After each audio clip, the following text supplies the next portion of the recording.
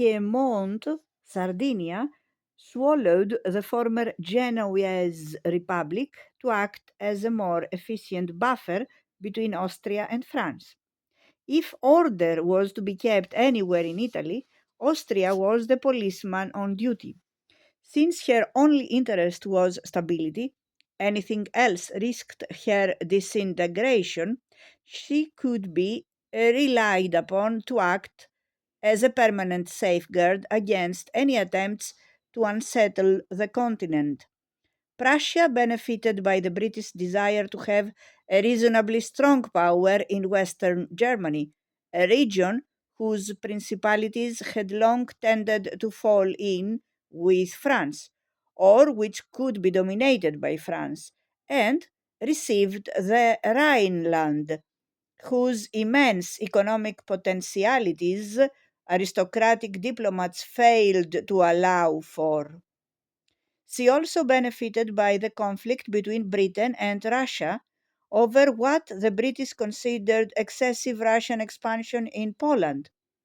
The net result of complex negotiations, punctuated with threats of war, was that she yielded part of her former Polish territories to Russia, but received instead half of wealthy and industrial Saxony.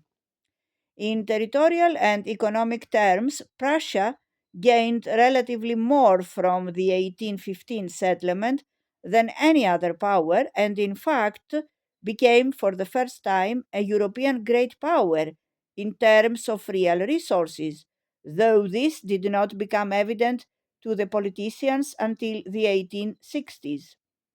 Austria, Prussia, and the herd of lesser German states, whose main international function was to provide good breeding stock for the royal houses of Europe, watched each other within the German Confederation, though Austrian seniority was not challenged. The main international function of the Confederation was to keep the lesser states outside the French orbit, into which they traditionally tended to gravitate.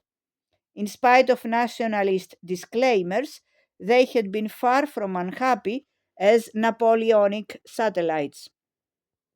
The statesmen of 1815 were wise enough to know that no settlement, however carefully carpentered, would in the long run withstand the strain of state rivalries and changing circumstance.